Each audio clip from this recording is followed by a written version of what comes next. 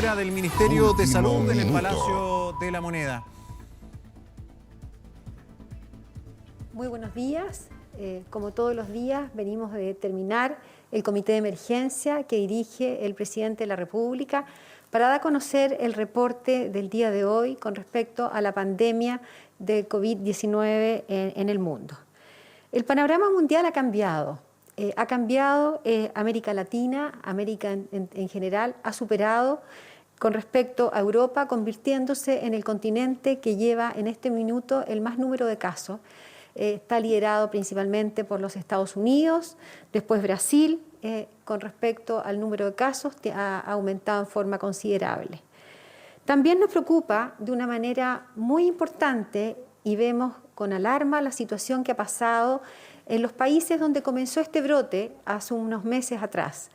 Hace unos meses atrás, los primeros países comenzaron este brote tomaron medidas muy estrictas. Tuvieron cierres totales durante un periodo muy prolongado y hoy día vemos con preocupación porque estamos viendo que se está produciendo una segunda ola de contagios en esos países. Y es importante analizar las medidas que se implementaron en esos países para ver con preocupación lo que está pasando en ellos con respecto a nuestro país. ¿Cuál es la situación de Latinoamérica? Seguimos viendo con preocupación Brasil, que es el país que tiene el más número de casos, con más de 189.000 casos hasta la fecha, lleva 13.000 fallecidos. En segundo lugar está Perú, tercer lugar México y Ecuador. ¿Cuál es la situación en nuestro país al día de ayer, a las 21 horas del día de ayer, en las últimas 24 horas? Se registraron 2.659 casos nuevos, de los cuales 2.301 son personas con síntomas y 358 son personas sin síntomas. De ellos nos da un total de 37.040 casos totales a la fecha, de los cuales se han recuperado 15.655 personas. ¿Cómo se distribuye en nuestro país el número de casos nuevos en este momento? Seguimos viendo con preocupación el mayor porcentaje, el mayor número de casos nuevos en este momento, más de un 84%, se sigue concentrando en la región metropolitana, comunas de nuestra región, donde a partir de mañana entraremos toda la comuna de toda la provincia de la región metropolitana, más 6 comunas en cuarentena. Con respecto a los fallecidos en el día de ayer, hasta las 21 horas, queremos lamentar el fallecimiento de 22 personas, de las cuales 18 son de la región metropolitana, 2 de la Araucanía, 1 de Ñuble y 1 de Valparaíso. De ellas, 12 personas corresponden a personas que tenían antecedentes de patologías crónicas, que estaban en tratamientos, algunos de ellos con limitación del esfuerzo terapéutico. Para continuar con el detalle de la información, voy a dejar al subsecretario de Redes Asistenciales.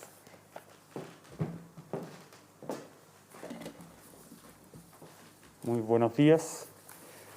En cuanto a la situación de pacientes que a las 24 horas de ayer se encuentran hospitalizadas en unidades de cuidados intensivos, son 663 personas, de las cuales 555 se encuentran en ventilación mecánica y 114 de ellas se encuentran en un estado crítico de salud.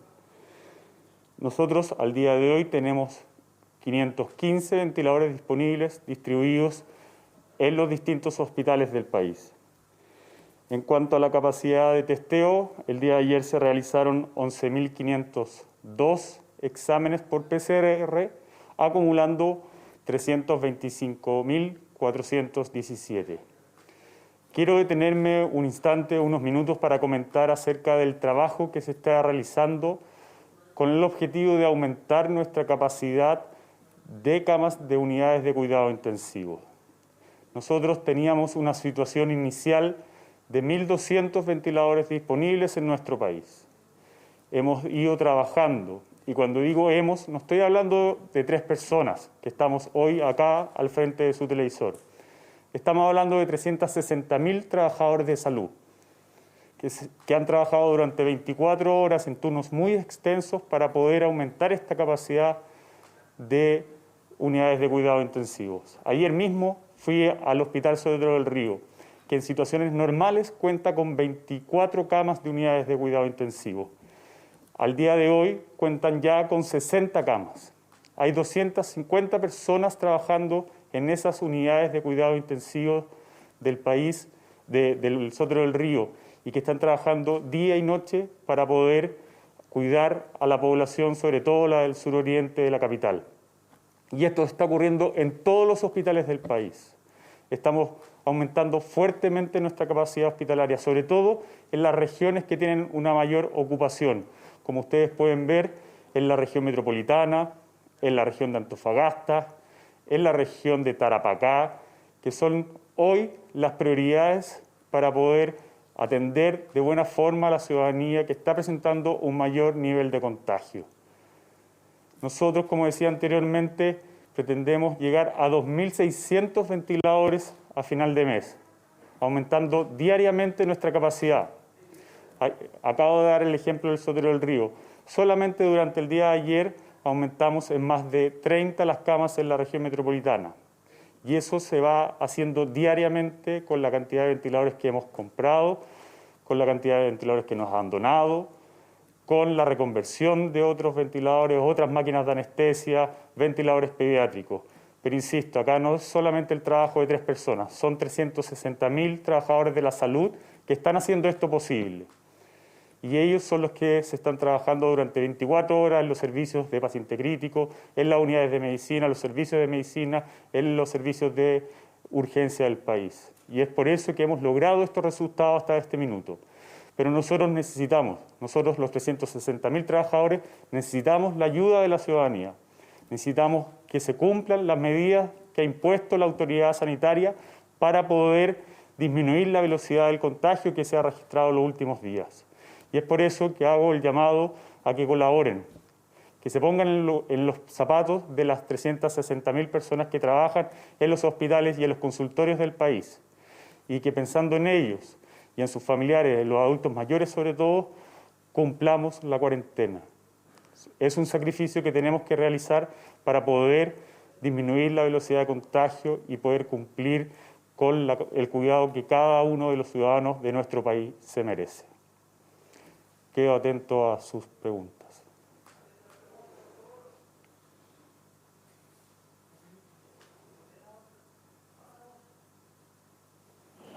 ¿Cómo están? Buenos días, ministro. Quisiera preguntarle cómo ven la cifra de fallecidos. De acuerdo a la información que entregaba la subsecretaria Daza, hay al menos 10 personas en las últimas 24 horas que no tienen enfermedad o patología base o patología crónica.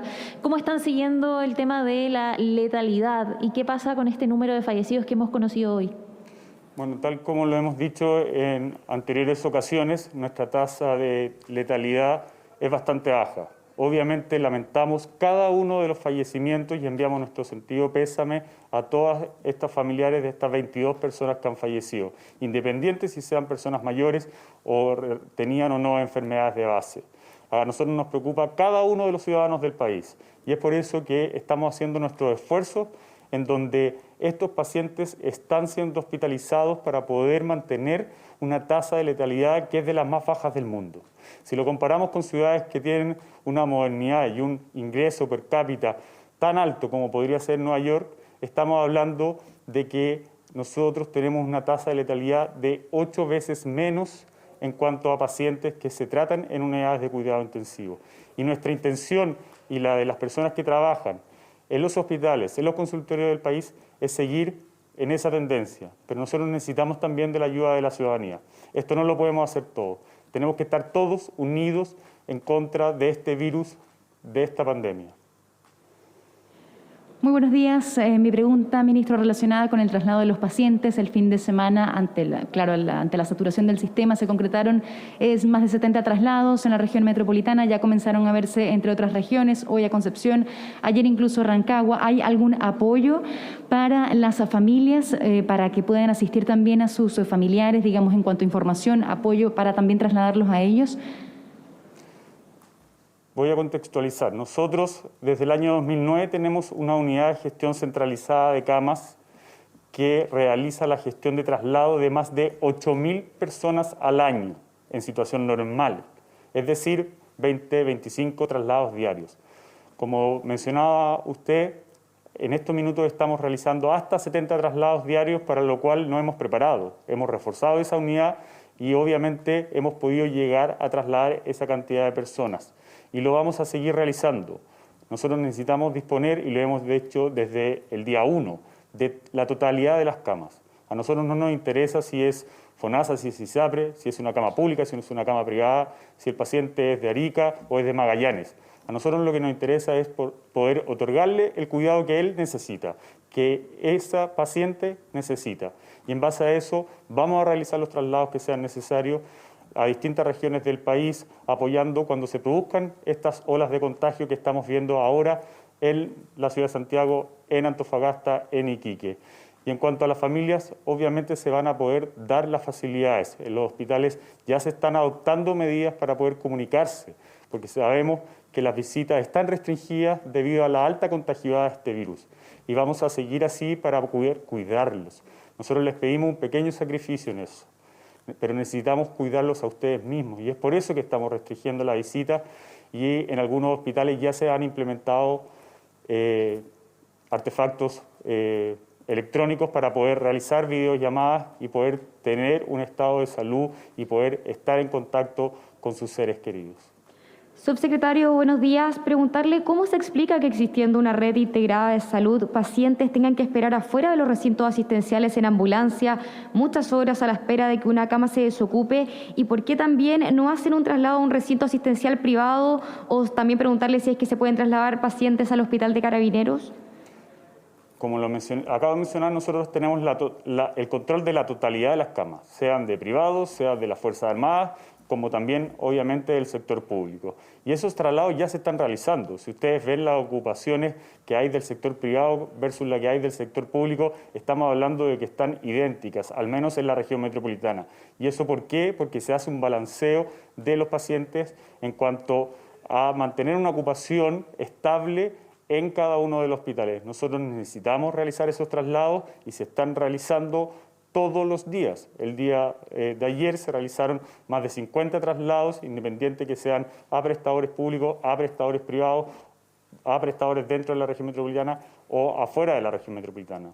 En la estrategia fundamental, insisto, es poder otorgarle el cuidado que cada uno de los pacientes, de acuerdo a su estado de salud, necesita. Si es una cama intensiva, nosotros vamos a buscar esa cama intensiva. Si es una cama intermedia, también lo vamos a realizar, y si es una cama media o básica, también vamos a hacer ese traslado en busca de esa cama para poder cuidar a la ciudadanía.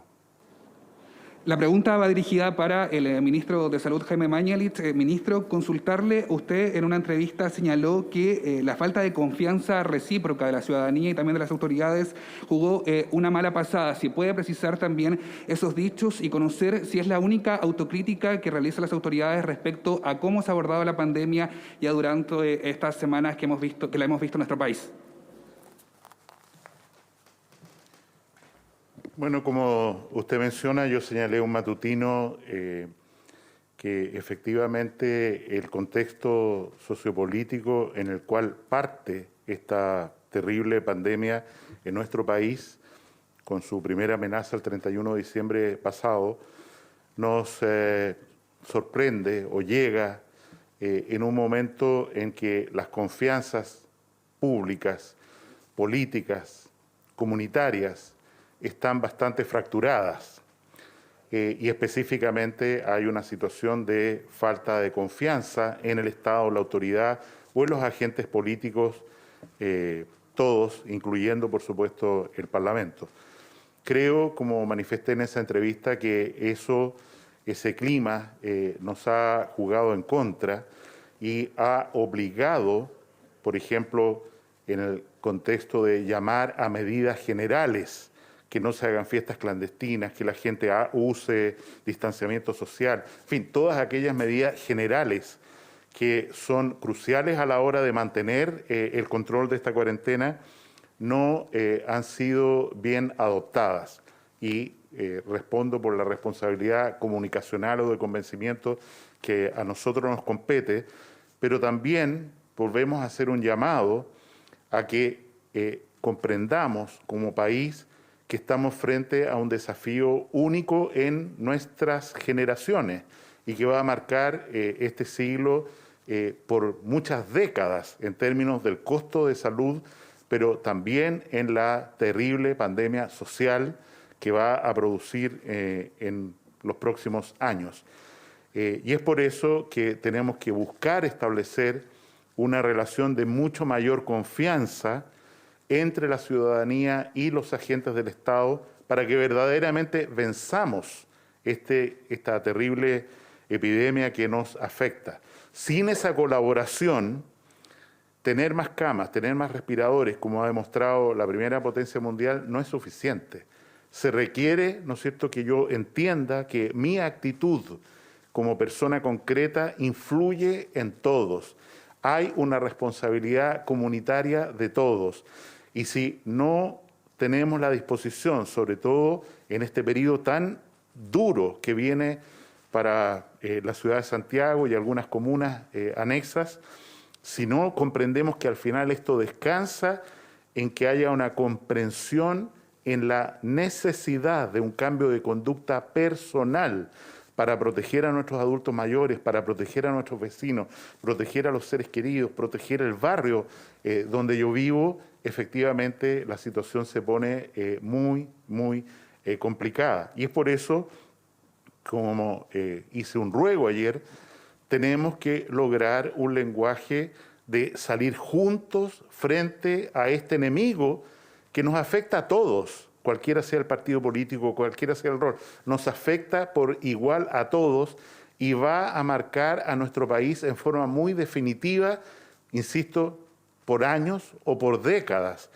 Y es en ese contexto que es imprescindible que demos esta batalla, y perdón usar un lenguaje bélico de nuevo, pero es una verdadera batalla en la cual cada uno de nosotros tiene un rol que cumplir.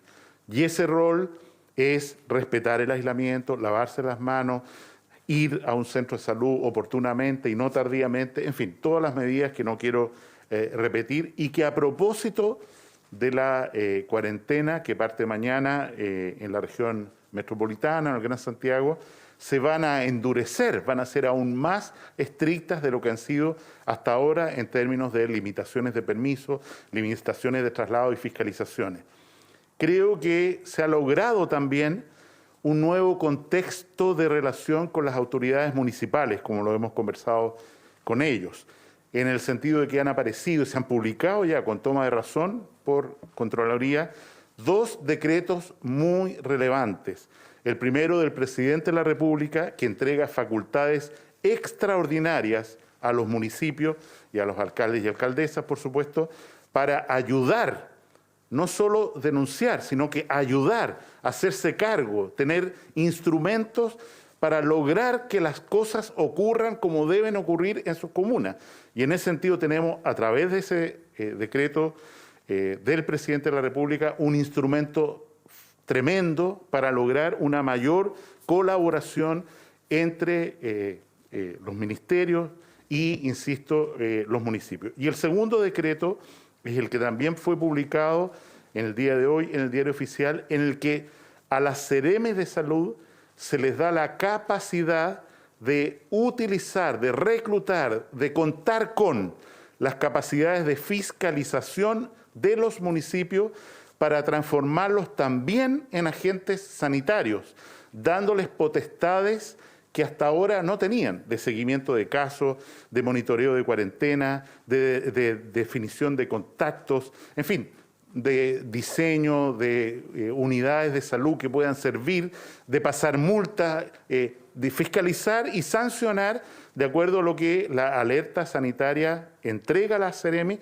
pero que hoy día va a ser extensivo, insisto, a los municipios y esperamos contar con una gran colaboración, sobre todo con los municipios que están entrando en cuarentena mañana, que representan el mayor foco de preocupación, para que la fuerza que necesitamos, hay que decirlo con claridad, que necesitamos para fiscalizar, para hacer que estas medidas se cumplan y, en definitiva, poner un párele, una línea roja al aumento de los contagios y lograr una disminución de los nuevos contagios en la región metropolitana sea un objetivo que cumplamos durante el mes de mayo y que efectivamente tengamos la esperanza que, habiendo dado muy en serio todos esta gran tarea, esta gran batalla de mayo por el Gran Santiago, tengamos los meses que vienen una situación más controlada, más tranquila. Pero este momento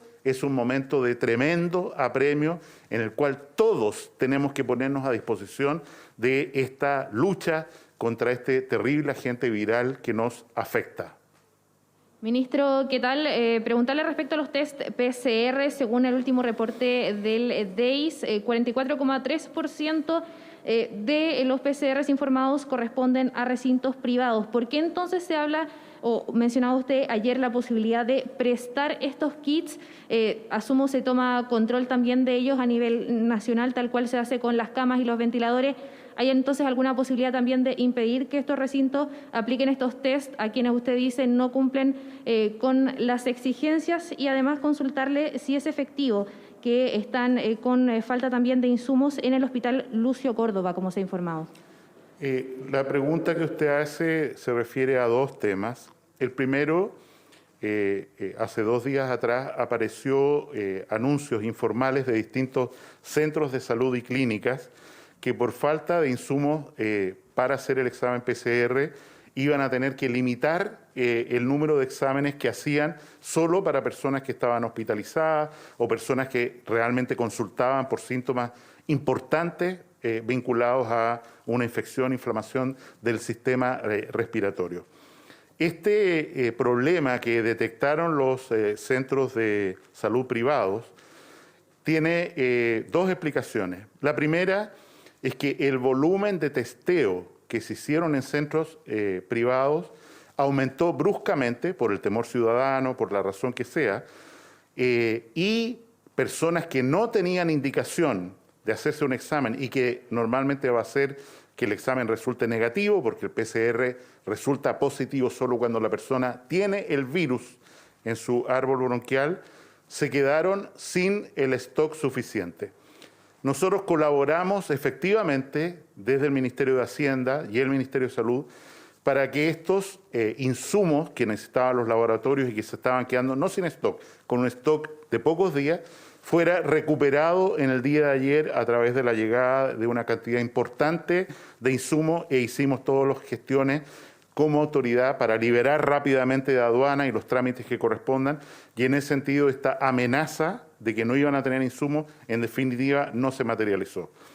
Al respecto quiero señalar 2 cosas. Primero, rogamos encarecidamente que efectivamente, a pesar del incentivo económico que significa hacer estos exámenes se hagan cuando la autoridad sanitaria ha indicado, y eso es cuando una persona tiene síntomas respiratorios o cuando una persona ha sido un contacto estrecho de alguien que ha sido testeado como positivo por coronavirus para ver si está cursando una infección asintomática, como lo informamos todos los días. Y en segundo lugar, un llamado muy sencillo. Por favor, planifiquen bien la llegada de sus insumos o stock. No es entendible que una gestión adecuada en un recinto asistencial no prevea, ¿no es cierto?, un aumento del uso de un determinado insumo y no acelere la llegada de insumos, insisto, que están disponibles en el mundo, no es que no estén, que están disponibles para permitir la continuidad. Pero me centralizo, los exámenes PCR están indicados por nuestro Consejo Asesor en circunstancias determinadas que son las que acabo de repetir, y ojalá los centros privados contribuyan, no generando colas de cuadras para gente que quiere, por razones a veces no justificadas, hacerse un examen, sino que se concentre en hacer los exámenes de acuerdo a lo que ha precisado la autoridad sanitaria y nuestro Consejo Asesor. Respecto a los exámenes del Hospital Lucio Córdoba, hemos repetido que tenemos un stock suficiente público para efectivamente mantener el flujo de exámenes y la cantidad de exámenes que hacemos todos los días. Incluso hemos llegado casi a 14.000 y todavía nos queda capacidad. En el caso particular del Hospital Lucio Córdoba, el Hospital de Enfermedades Infecciosas, como se llamaba antes, ellos tienen una tecnología que es dependiente de un solo proveedor, que es el laboratorio Roche. Y efectivamente, a diferencia de los otros laboratorios que pueden usar diferentes proveedores, el laboratorio de salud de este hospital puede usar solo los de un proveedor. Este proveedor ha tenido limitaciones, imposiciones, voy a decir, para no exportar estos insumos a países diferentes a Estados Unidos. En ese contexto, nosotros tenemos para el Hospital Lucio Córdoba un stock suficiente de insumos para que sigan haciendo, pero es evidente y de prudencia que algunos de los exámenes que hace Lucio Córdoba hoy día, que prácticamente procesa la totalidad de 4 servicios de salud de la región metropolitana, sean transferidos a otros centros, que el Hospital Félix Bulnes, por ejemplo, que efectivamente tiene una capacidad ociosa para poder recibir más exámenes y seguir con el flujo, y en ese sentido yo llamaría a la calma y a no dejarse llevar. Quiero volver atrás. Efectivamente, si ocurriera que el stock PCR para privados, en fin, nosotros estamos dispuestos, como lo dije ayer, a hacer el préstamo de los insumos correspondientes para que el sector privado siga haciendo sus exámenes, pero de nuevo transmito la solicitud de que hagan exámenes en quien corresponde y que efectivamente programen bien sus flujos de llegadas de insumos para no encontrarnos con situaciones que alertan a la ciudadanía sin tener ningún motivo objetivo para hacerlo. Termino y agradezco. Estamos en un momento muy difícil, hay que reconocerlo y hay que decirlo con todas sus letras. En la ciudad de Santiago estamos tomando medidas que afectan a casi 9 millones de ciudadanos en total, y eso genera una perspectiva muy dura, muy tremenda para lo que queda de este mes de mayo, y en ese sentido no nos cansamos de insistir con humildad, con tono de súplica, que por favor la gente comprenda que lo que está en juego hoy es demasiado y que tenemos que lograr disminuir la tasa o el número de nuevos contagios todos los días. Y para eso no es el uso de un respirador o el uso de una unidad o que haya más recursos que estamos poniendo en las unidades de tratamiento intensivo, urgencias y laboratorio, sino que lo fundamental es la conducta de cada uno. Y en ese sentido, aunque haya esta dificultad de confianza a la que hacía referencia al principio, es imprescindible que al menos tengamos la confianza unos con otros e incluso que tengamos una suerte, voy a decir, de vigilancia, de buena fe entre nosotros mismos, para decirle en el metro, por decir un ejemplo, si una persona está sin mascarilla, por favor póngase la mascarilla. Como ocurrió con la ley de tabaco, por favor apague su cigarrillo.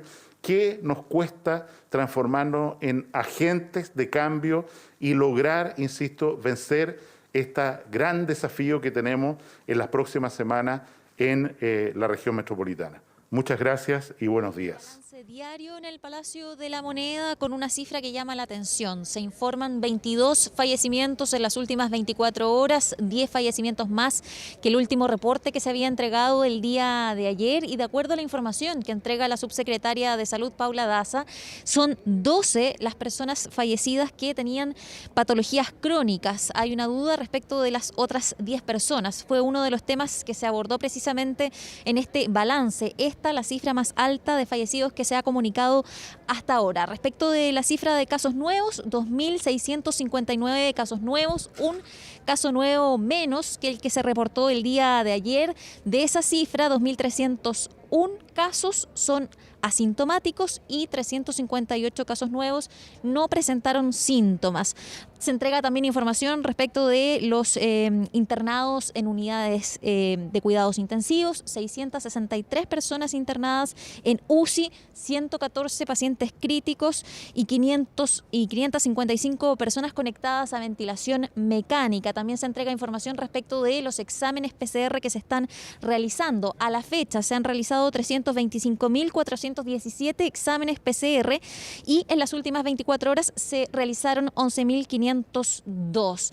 Hay preocupación por lo que va a ocurrir en las próximas horas respecto de cómo se va a comportar la población en esta cuarentena que va a afectar al Gran Santiago, y lo decía el ministro, una cuarentena que se inicia este viernes a las 22 horas y que va a involucrar aproximadamente 9 millones de personas en total, y por eso mismo el llamado de las autoridades tiene que ver con el autocuidado.